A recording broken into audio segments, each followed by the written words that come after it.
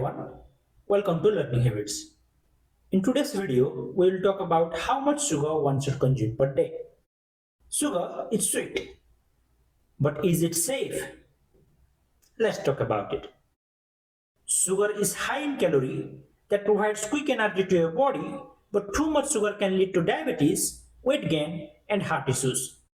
The WHO recommends adults should not consume more than 25 grams of sugar per day. That is about 6 teaspoons of sugar. For kids, it's even less. That is about 3 to 4 teaspoons.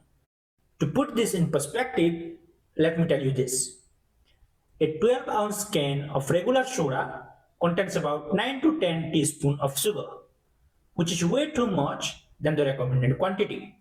According to International Diabetes Federation report, in the year 2021, 537 million people in the age group of 20 to 79 were estimated to be living with diabetes. Can you name the top 3 countries with highest number of diabetes patients? Well, if you know the answer, drop a comment.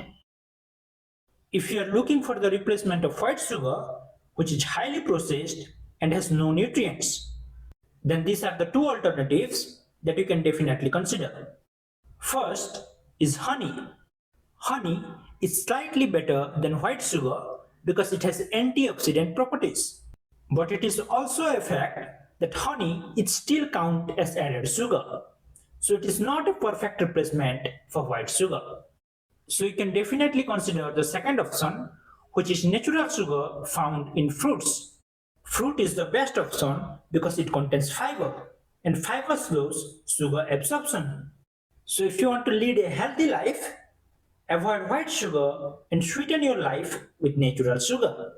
Remember, jaggery or brown sugar are still a form of sugar which is not natural and are high in calorie.